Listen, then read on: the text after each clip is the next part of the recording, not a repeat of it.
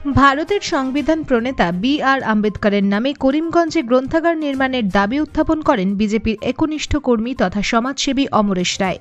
আজ ডক্টর ভীমরাও আম্বেদকরের ৬৭তম প্রয়াণ দিবস উদযাপন উপলক্ষে করিমগঞ্জে বিশেষ কার্যক্রমে আম্বেদকরের প্রতি শ্রদ্ধাঞ্জলি জ্ঞাপনের পর নিজের বক্তব্যে করিমগঞ্জে আম্বেদকর গ্রন্থাগার নির্মাণের দাবি উত্থাপন করেন অমরেশবাবু। গ্রন্থাগার নির্মাণ হলে বি.আর. আম্বেদকরের কর্মজীবনের গুরুত্বপূর্ণ দিক নিয়ে পুরোপুরি অবগত হওয়ার সুযোগ ঘটবে বর্তমান প্রজন্মের। তাই এই ব্যাপারে অধিক তৎপর হতে এসসি বোর্ডের চেয়ারম্যান কৃষ্ণ দাসের নিকট অনুরোধ জানান তিনি। বর্তমানে রাজনৈতিক ও সামাজিক প্রেক্ষাপটে ডক্টর বি.আর. আম্বেদকরের অবদান অতি প্রাসঙ্গিক বলে উল্লেখ করেন অমরেশ রায়। উপস্থিত অন্যান্য বক্তারা বি.আর. আম্বেদকরের কর্মজীবনের গুরুত্বপূর্ণ দিক নিয়ে আলোচনা করেন। ব্যুরো রিপোর্ট, নিউজ অবিকল।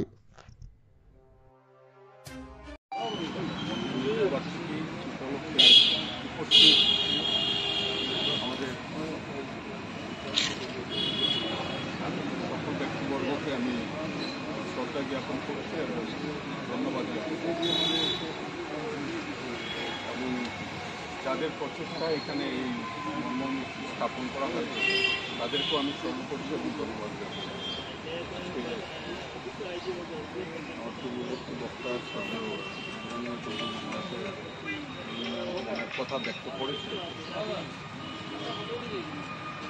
আমি দুই একটা কথা বলতে চাইছি যে যদিও আমরা এই পরিসরেই বলি, 6 ডিসেম্বর বলি আর নতুবা 14 এপ্রিল বলি, এরপরেই কিন্তু আর আমাদের আর ডক্টর ভীমরাও আম্বেদকরকে নিয়ে আর আমাদের কোনো ধরনের কোনো কার্যক্রম থাকে।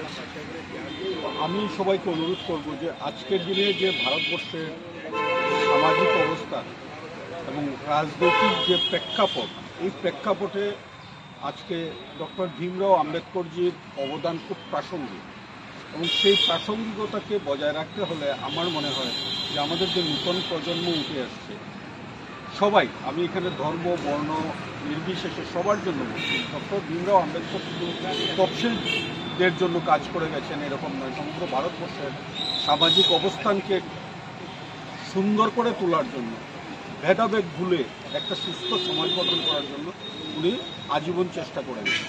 সেই কথাগুলো উনার যে কাজ যে করে গেছেন সমগ্র ভারতবর্ষকে সেই জাতিভেদার প্রথার থেকে বের করে আনার জন্য, সেটা আজকের দিনে খুব প্রাসঙ্গিক।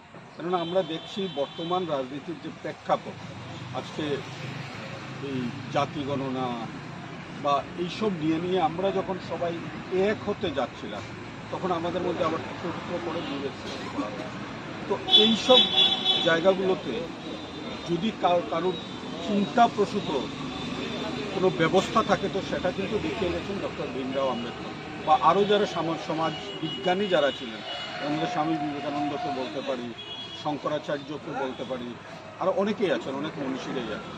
কিন্তু ইনি যেহেতু ভুক্তভোগী ছিলেন, উনি নিজে ভুক্তভোগী থেকে নিজে সব যন্ত্রণা সহ্য করে নিজের জীবন দিয়ে যে আমাদেরকে রাস্তা দেখিয়ে গেছেন, সেটার জন্য আমার মনে হয় আমাদেরকে আবার ভাবতে হবে, সেই সংগ্রামকে থামিয়ে দিলে হবে না।